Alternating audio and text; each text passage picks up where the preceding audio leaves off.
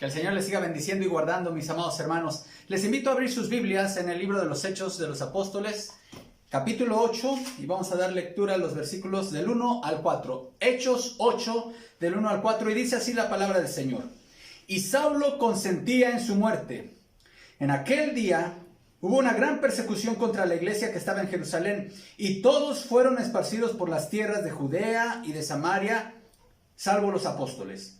Y hombres piadosos llevaron a enterrar a Esteban e hicieron gran llanto sobre él. Y Saulo asolaba la iglesia y entrando casa por casa, arrastraba a hombres y a mujeres y los entregaba en la cárcel. Pero los que fueron esparcidos iban por todas partes anunciando el evangelio. Oremos. Gracias, Padre, por tu palabra. Gracias porque tú cumples la misión con la cual tú estás implementando tu reino entre los hombres. Gracias, Padre, por hacernos parte a tu iglesia en el cumplimiento de esta misión. Ayúdanos a ser fieles, Padre, fieles en proclamar tu evangelio. En tus manos ponemos este tiempo. Úsame, Señor, me pongo en tus manos. Que sea tu voz y no la mía, la que quebrante los corazones y nos impulse, Señor, a ser más fieles a ti y a tu obra. En el nombre de Cristo Jesús, amén. Cuando Dios saca a su iglesia de la zona de confort. Ese es el tema del día de hoy, hermanos. Cuando Dios saca a su iglesia de la zona de confort. Todas las personas e incluso organizaciones corremos el riesgo de caer en algún momento en lo que se denomina como la zona de confort.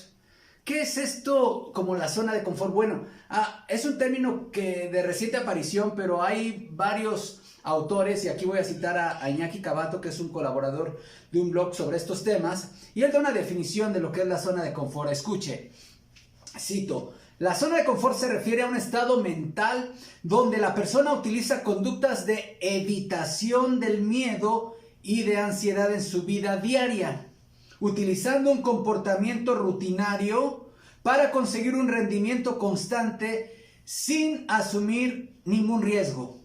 Es decir, con el piloto automático. Es un espacio personal compuesto de estrategias y actitudes que utilizamos a menudo y con las que nos sentimos confortables, instalándose en nuestra manera de actuar, porque nos sentimos seguros. Es una zona que solo abarca lo conocido. Ese ambiente donde estamos a gusto y nos hace sentir seguros porque todo está bajo nuestro control. Pero la pasividad y la rutina provoca apatía y vacío existencial, impidiendo el crecimiento personal al renunciar a tomar iniciativas que ensanchen los límites de esa zona. Hasta aquí la cita de Iñaki respecto a esto que se ha denominado, y seguramente ustedes han escuchado el término, zona de confort. Muchas veces en los trabajos o en alguna organización te dicen, bueno, no caigas en la zona de confort. Tanto las personas como las organizaciones, y por supuesto, hermanos, las iglesias, podemos caer en esta actitud mental de refugiarnos en nuestra zona de confort. La iglesia de Jerusalén era una iglesia grande, muy numerosa. Incluso podríamos compararla desde el punto de vista numérico con estas mega iglesias del día de hoy. La iglesia de Jerusalén tenía ya un liderazgo, tenía una estructura organizacional, tenía los apóstoles, tenía ya al grupo de los 7 diáconos, y empezaba a ser una iglesia con gran influencia, teniendo gran influencia en la sociedad, en los habitantes de la ciudad de Jerusalén.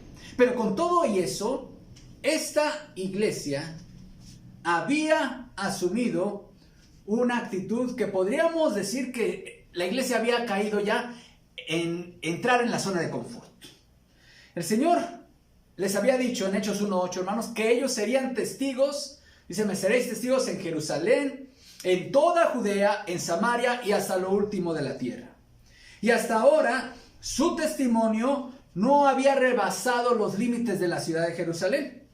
Y al parecer, hermanos, por lo que vemos en el texto bíblico, no tenían intenciones, no había ningún proyecto misionero de cumplir con la gran comisión tal como el Señor le había mandado. No tenían ningún proyecto misionero de alcanzar a otras regiones o a otras etnias. Este capítulo 8, hermanos, marca una de las grandes divisiones del libro de los Hechos. Recuerde, el bosquejo de Hechos es Hechos 1:8. Ese es Hechos, en resumen, es Hechos 1:8 y nos da el bosquejo.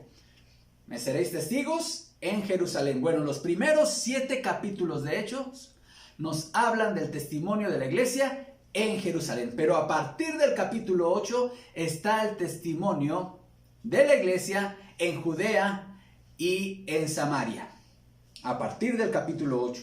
Y vamos a ver, hermanos, qué métodos y qué instrumentos utilizó Dios para que la iglesia pasara en esta estructura de círculos concéntricos de avanzar hacia el siguiente radio, a la siguiente esfera geográfica y étnica. Rebasar los límites en su testimonio de la ciudad de Jerusalén. Este pasaje nos habla de que Dios utilizó soberanamente el método de la persecución. El instrumento que utilizó Dios para movilizar a su iglesia y sacarla de la zona de confort fue un hombre llamado Saulo de Tarso. Pero bien pudiésemos mencionar también que Saulo no actuaba solo. Él necesitaba las credenciales o las cartas que le daban el sumo sacerdote. Es decir, podemos mencionar que el instrumento era Saulo y el Sanedrín, las autoridades judías. Y en tercer lugar, este pasaje también nos habla del propósito que tenía Dios detrás de todo esto. ¿Cuál era el propósito de Dios al mover a su iglesia de su zona de confort, hermanos? Era que dieran testimonio, el que cumplieran la gran comisión. Vamos a ver en primer lugar el método que utilizó Dios. Dios utilizó soberanamente el método de la persecución. Voy a leer el primer versículo del capítulo. Dice: y Saulo consentía en su muerte. Esta puede ser, hermanos, el último versículo, la última expresión del capítulo 7, porque es como concluye la narración de la lapidación de Esteban. Ya se había mencionado que los testigos pusieron las ropas a los pies de un joven. Para esta época, para este tiempo, Saulo pues era un joven. No podemos hablar de hacer mucha especulación en cuanto a su edad, pero era joven. La Biblia dice que era un joven, pero Saulo dice aquí que consentía, quiere decir que estaba de acuerdo. Sí, la palabra aquí que se utiliza, hermanos, es que le agradaba. Aunque él no arrojó probablemente ninguna piedra contra Esteban, él estaba de acuerdo en que él debía de morir. Ahora, ¿qué le llevaba a estar de acuerdo con la muerte de Esteban? Era su celo. Que cuando él, después convertido ya en el gran apóstol Pablo, y recordaba su vida pasada, él hablaba de un celo.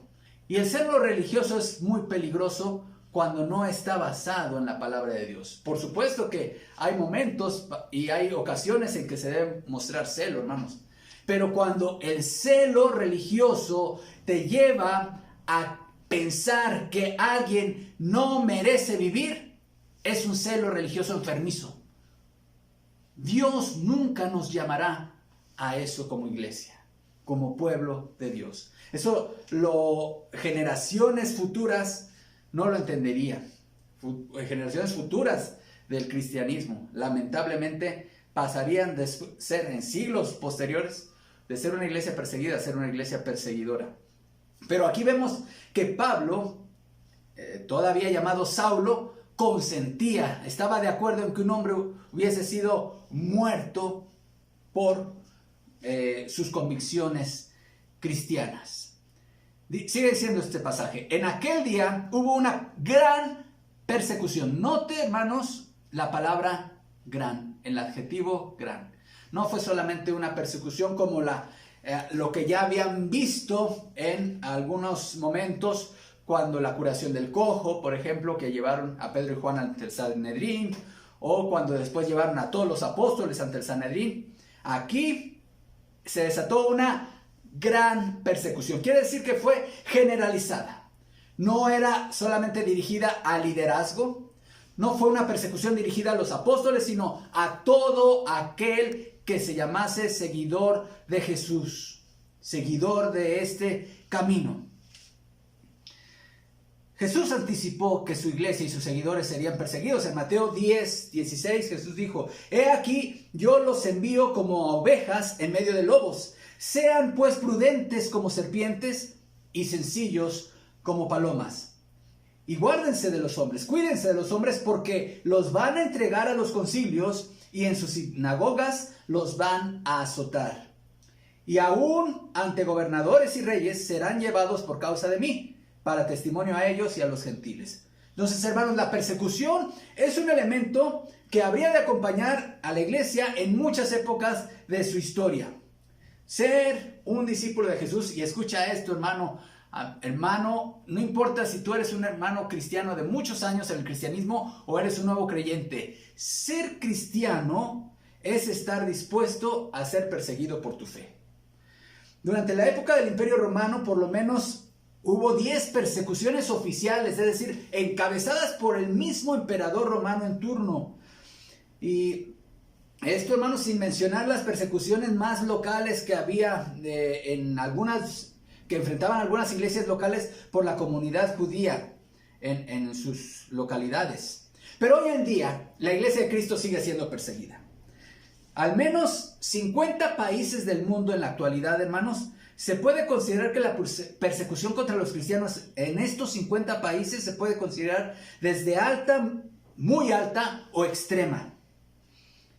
Y las motivaciones que se han observado en estos países para la persecución de los cristianos van desde el extremismo islámico, la opresión comunista y el nacionalismo religioso y el totalitarismo. Hermanos, de hecho debemos tener siempre en nuestras oraciones a la iglesia perseguida. En lo individual, en lo familiar y a nivel iglesia, debemos siempre tener en mente a los hermanos que están en persecución. Por cierto, nuestro país está dentro de los países con mayor persecución contra el cristianismo. Dice el versículo 1, sigue diciendo: hubo una gran persecución contra la iglesia que estaba en Jerusalén, y todos fueron esparcidos por las tierras de Judea y Samaria, salvo los apóstoles. Ahora, hermanos, cuando nosotros leemos las escrituras debemos tener cuidado al momento de interpretar y conocer también el uso de figuras lingüísticas que se utilizan y que son válidas en todas épocas. Aquí, al parecer, hermanos, si leemos rápidamente, pudiésemos pensar que después de ser una iglesia de miles, nada más se quedaron los 12 apóstoles ahí. Pero vemos más adelante por el contexto que al decir todos, hermanos, quiere decir que la gran mayoría de los miembros de la iglesia tuvieron que abandonar la ciudad de Jerusalén. También, hermanos, el pasaje nos sigue diciendo, y nos puede sonar extraño un tanto, el que Lucas hace referencia a la iglesia que estaba en Jerusalén. Obviamente, cuando se escribió el libro de los Hechos, hermanos, Lucas, ya lo vimos en la introducción, escribe este libro muy seguramente cuando Pablo está siendo encarcelado en Roma. Para esa época prácticamente había iglesias locales en todo, a lo largo y ancho del Imperio Romano. Pero el hecho de señalar, hacer referencia a que la iglesia estaba en Jerusalén, tiene un propósito muy importante para nuestro estudio, hermanos. Veamos que aquí Lucas está atrayendo al lector al bosquejo de su libro. Lucas está haciendo referencia a Hechos 1:8. Seréis testigos en Jerusalén, en toda Judea, en Samaria y hasta lo último de la tierra. Note, hermanos, cómo hay un paralelismo grande entre Hechos 1:8 y Hechos 8:1. Por cierto, alguien ha dicho, y creo que tiene razón, cuando tú no cumples con Hechos 1:8, Dios te va a mandar Hechos 8:1, a fin de que cumplas Hechos 1:8. Es decir, cuando tú no eres testigo en Jerusalén, en toda Judea y hasta el último de la tierra, Dios te va a mandar persecución para que empieces entonces a dar testimonio. Cuando una iglesia no es fiel en testificar del Señor en su localidad, en su ciudad, entonces Dios se va a encargar de tomar algunas medidas para que la iglesia sea fiel en cumplir con su obra misionera. Toda iglesia local le tiene que llegar este tiempo en el cual Dios le da un pequeño empujón. Escuchaba la anécdota de un hombre millonario que tenía una gran empresa, muchas empresas, y llevó, aparte a un grupo de su equipo más cercano, sus colaboradores, a su casa. No sé si esto fue real o simplemente es una ilustración, pero cae muy bien aquí para lo que estamos viendo. Llevó a este grupo a su mansión, es obviamente una mansión grande, con pues, muchas habitaciones, canchas, etc. Y los llevó a una alberca. Y les dijo, a ver, aquí en esta alberca tiene tanta profundidad y en el fondo hay de todo tipo de animales. Hay cocodrilos, hay pirañas. Así que para ser exitoso en la vida se necesita valor. Así que yo aprecio mucho el valor en mis colaboradores. Aquel de ustedes que se aviente a la alberca y nade de un extremo al otro y salga con vida, yo le voy a regalar la mitad de mi fortuna. Y entonces inmediatamente se ve como alguien cayó al agua y empezó a nadar rapidísimo, llegó al extremo y salió mojado, y le dijo el dueño de la casa, de la mansión aquella: oye, felicidades, qué valor, ¿qué quieres decir después de haber realizado tal hazaña? Y él lo único que dijo fue: nada más quiero saber quién fue el que me empujó. Bueno, Dios aquí le está dando un empujón a la iglesia de Jerusalén, que hasta ahorita había permanecido en su zona de confort. Es mucho mejor, hermanos, que una iglesia intencionalmente y voluntariamente busque el expandir el testimonio de Jesús más allá de la localidad. Es mejor eso a que Dios mande a su iglesia fuera de su voluntad a través de una persecución. Miren, el misionólogo Ralph Winter dice lo siguiente al respecto de lo que estamos hablando. Existen buenas bases para suponer que la fe cristiana se propagó en muchas áreas mediante el mecanismo del mecanismo del ir involuntario. Note esta frase, del ir involuntario. Tan solo porque los cristianos eran dispersados por las persecuciones. Fin de la cita. ¿Qué dijo Jesús? Por tanto, vayan y hagan discípulos. Bueno, pues vayan muchas veces se cumplió de forma involuntaria. Y aquí estamos viendo un ejemplo en Hechos capítulo 8, hermanos. Fue la persecución, fue el empujón que Dios usó para que la iglesia empezara a hacer su obra misionera. Y esta frase de Winter me impacta mucho, el ir involuntario. Ahora, hermanos, es inevitable comparar lo que Dios hizo aquí en la iglesia de Jerusalén en Hechos 1:8 con lo que Dios está haciendo con su iglesia en el siglo XXI, en este año 2020, año de pandemia. Así será recordado ya, el año de la pandemia. Dios nos está sacando a su iglesia del siglo XXI de nuestra zona de confort. Y el método que está utilizando, por lo menos en el contexto mexicano, no es la persecución, hermanos. Es una pandemia. No estamos siendo expulsados de nuestras comunidades, pero sí estamos lejos de nuestros templos, de los lugares donde nos reunimos. Al fin de cuentas, hermanos, Dios nos está moviendo de nuestra zona de confort. Los cristianos de Jerusalén seguramente, hermanos, extrañaban su lugar preferido ahí en el pórtico de Salomón. Los cristianos que fueron esparcidos extrañaban esas reuniones multitudinarias en el ala oeste del templo.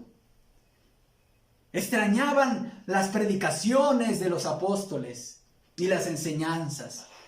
Los cristianos, ahora que estaban siendo esparcidos por Judea, por Samaria y por otras regiones, hermanos, extrañaban esas reuniones en casa, esos ágapes y esas celebraciones de la Cena del Señor. Ahora tenían que aprender a ser iglesia en circunstancias diferentes. Pero tenían que seguir siendo iglesia de Cristo. Hermanos, Dios nos va a mover muchas veces de nuestra zona de confort. Y estoy convencido que esta pandemia tiene un propósito para la iglesia de Jesús. Por supuesto, nosotros también extrañamos los cultos, donde toda la iglesia está reunida. Extrañamos mucho el poder estrecharnos la mano, darnos un abrazo fraternal, hermanos. Todo eso lo extrañamos y es necesario. Pero la misión de la iglesia no se ha detenido. Tenemos mucho, hermanos, que aprender. Y mucho que aprender a ser iglesia en una nueva circunstancia. Y a seguir cumpliendo la gran comisión en medio de las circunstancias nuevas que estamos viviendo. Así que Dios también nos está sacando de nuestra zona de confort a la iglesia del siglo XXI. El instrumento. Ahora ya vimos el método. ¿Cuál fue el método que Dios utilizó para la iglesia de Jerusalén, hermanos? Fue la persecución. ¿Cuál es el método que está utilizando con nosotros? Es una pandemia. Ahora veamos el instrumento. El instrumento en esta ocasión fue un joven llamado Saulo de Tarso. Saulo, hermanos. Versículo 8 dice, y Saulo asolaba la iglesia. Esta palabra asolaba, hermanos, note. Saulo asolaba la iglesia, mas no desolaba la iglesia. ¿Por qué? Porque la iglesia estaba cumpliendo, en medio de la persecución, la gran comisión del Señor. Esto quiere decir que estaba persiguiendo, que estaba maltratando. Esa es la idea de la palabra asolar. ¿Quién era Saulo? Su nombre era equivalente al nombre Saúl, el nombre hebreo Saúl del Antiguo Testamento. Saulo era originario de la ciudad siciliana de Tarso, en el país que hoy es Turquía. Él era un judío de la diáspora que tenía ciudadanía romana por nacimiento. Era un hombre culto. Conocía perfectamente la cultura griega y el idioma griego. Era además un hombre académicamente preparado. Pertenecía a la secta judía más ortodoxa, la de los fariseos. Y de hecho su preparación académica y teológica, hermanos, estuvo bajo la dirección directa del más grande teólogo y rabino del judaísmo de la época, Gamaliel. Como ya hemos mencionado, seguramente pertenecía a la sinagoga de los de Sicilia, que ya vimos que eran uno de los que estaban disputando con Esteban, y por eso le tocó presenciar todos los acontecimientos que llevaron a la muerte del primer mártir. Saulo, este joven, se constituyó en el protagonista de esta gran persecución contra la iglesia. Y sin saberlo, y sin proponérselo, hermanos, Saulo, con esta persecución, estaba alentando la obra misionera en otras regiones. Saulo estaba con su persecución alentando y llevando el evangelio a otras partes. En Hechos 8, Dios quiso sacar a su iglesia, hermanos, de su zona de confort. Y utilizó para ello la persecución. Y utilizó también a un instrumento humano, a Saulo de Tarso. Y por supuesto, como ya dijimos, a todo el Sanedrín, a todas las autoridades que conformaban este concilio. Autoridades religiosas judías. Hoy en día, hermanos, Dios también nos está moviendo de nuestra zona de confort. Tenemos que reconocerlo, hermanos. Y está utilizando como método una pandemia. Y está utilizando como instrumento, hermanos, a estas medidas muy necesarias, a las cuales nos sujetamos con toda responsabilidad, medidas necesarias de confinamiento para evitar contagios. Ese es el instrumento. Por supuesto, medidas que vienen dictadas desde las autoridades civiles, hermanos. Y pensemos un momento en esta similitud, hermanos. ¿Qué actitud pudo haber tomado la iglesia de Jerusalén ante la persecución de Saulo? Bueno, la iglesia pudo haber enfrentado a Saulo en mostrar cierta valentía y decir con un escrito, ¿no? Teológico, refutar a Saulo. Bien lo pudo haber hecho. La iglesia pudo haber también buscado apoyo de las autoridades romanas para garantizar su libertad. Pudieron haber demandado a Saulo y al Sanedrín por atentar contra su libertad de creencia, pero nada de eso hizo la iglesia de Jerusalén. La iglesia de Jerusalén entendió que Dios estaba obrando en medio de esta persecución y decidieron tomar a Dios el control.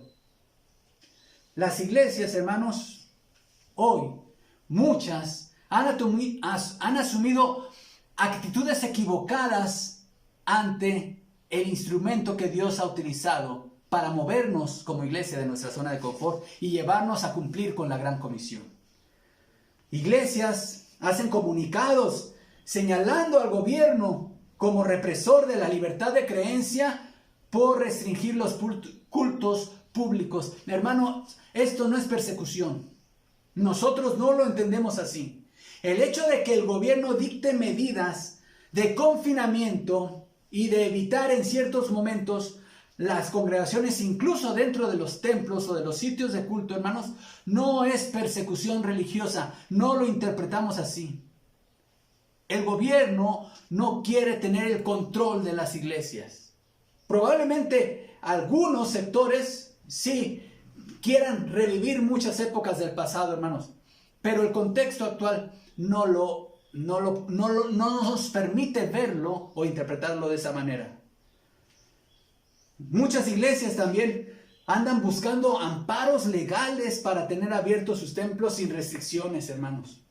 Qué pena enterarnos de casos de congregaciones, hermanos, que muchas de ellas ejemplares en muchos otros aspectos, pero que andan en líos de abogados con las autoridades a las cuales Dios nos manda estar sujetos, hermanos, y con tal de continuar con una rutina, con tal de resistirnos a ese mover de Dios de sacarnos de nuestra zona de confort.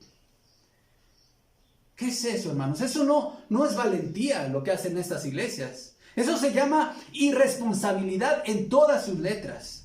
Y en última instancia, hermanos, esa actitud es un pecado. Es una actitud pecaminosa porque viola varios de los mandamientos expresos de Dios. En primer lugar, hermanos, viola el principio y mandamiento del Señor de amarás a tu prójimo como a ti mismo. Si yo sé que participar en una actividad o fomentar alguna actividad colectiva puede representar un riesgo para un contagio de alguien y que ese contagio puede llevarlo incluso hasta la muerte, hermanos, eso no es amar al prójimo. En segundo lugar, viola el principio y el mandamiento de valorar la vida humana como portadora de la imagen de Dios. Y en tercer lugar, viola el principio de sujetarse a las autoridades.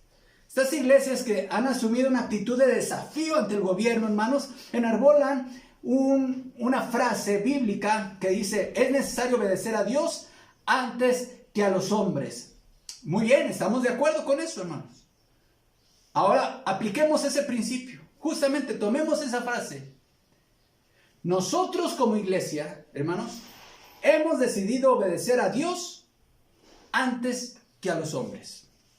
Los hombres, hay hombres, hermanos, maestros de Biblia, líderes de iglesias que están diciendo, desafía al gobierno y congréguense sin restricciones. Entonces, ante esos mandamientos de hombres, qué actitud vamos a asumir, hermanos? Obedecer a Dios antes que a los hombres. Desobedece a esos hombres y obedece a Dios. Ama a tu prójimo. No hagas cosas que puedan derivar en un contagio y en la muerte de personas. Y entre esas cosas incluye, hermanos, el congregarse masivamente y sin restricciones. Y en tercer lugar, sujétate a las autoridades. No hacer esto, hermanos, es pecado y es estar en rebeldía con Dios. ¿Quieres obedecer a Dios antes que a los hombres? Haz estas cosas. Y en tercer lugar, veamos cuál fue el propósito de Dios al sacudir a su iglesia y moverla de su zona de confort. Hechos 8:4. Pero los que fueron esparcidos iban por todas partes anunciando el evangelio. Hermanos, ¿para qué existe la iglesia cristiana? Existe para esto, para ir por todas partes y predicar el evangelio. Si un grupo de creyentes se reúne de manera semanal todos los domingos, pero no está activamente e intencionalmente predicando el evangelio y no tiene ningún programa establecido misionero para llevar el evangelio más allá de los límites de su localidad, esa iglesia sigue aún en su zona de confort. Jesús va a usar diferentes métodos para hacer que su iglesia cumpla con la gran comisión. En este caso de la iglesia de Jerusalén utilizó la persecución y hoy está utilizando, como ya lo dijimos, una pandemia. Dios nos está moviendo a su iglesia del siglo XXI y determinó hacerlo con la pandemia del COVID, hermanos. Y con las restricciones que está poniendo el Estado, nos ha sacado de los templos. Y al igual que lo ocurrido en Hechos 8, el propósito es el mismo, hermanos. Que la iglesia cumpla con la gran comisión. Cuando Dios, hermanos, permite que una iglesia pase por pruebas y tribulaciones, no debemos preguntarnos por qué Dios permitió esto. Debemos preguntarnos para qué permitió esto. Muchas iglesias se resisten a que Dios los saque de su zona de confort. Muchas iglesias hoy, hermanos, están anhelando que todo esto de la pandemia pase para regresar al templo y continuar con la misma rutina de siempre y seguir siendo la misma iglesia de siempre que no cumple con la gran comisión. De hecho, de esas cosas, de esa pasividad es de la cual Dios nos está sacando. La iglesia de Cristo no puede ser la misma después de esta pandemia de COVID, hermanos. No podemos ser los mismos. El gobierno ha hablado y ha acuñado una frase llamada la nueva normalidad y habla de regresar a la nueva normalidad. Bueno, ¿cuál va a ser la nueva normalidad de nosotros como iglesia? Si una vez que acabe la pandemia, la iglesia sigue siendo la misma, teniendo la misma rutina, su misma inactividad y pasividad evangelística y misionera, entonces no entendimos el propósito que Dios tuvo al mandarnos esta pandemia. En una ocasión, un grupo de turistas visitó un taller de orfebrería, seguramente he escuchado esta anécdota, y pasaron por la zona de los hornos y terminando el recorrido le preguntaron al orfebre: ¿cómo sabe en qué momento sacar el oro del horno? Y él respondió: cuando lo saco y veo que está tan limpio que puedo ver mi rostro reflejado en el oro, entonces es momento de retirarlo del horno. Muchos cristianos hoy se preguntan: ¿cuánto más durará esta pandemia? Muy probablemente la respuesta sea la misma del orfebre. Cuando la gente pueda ver a Cristo en nosotros.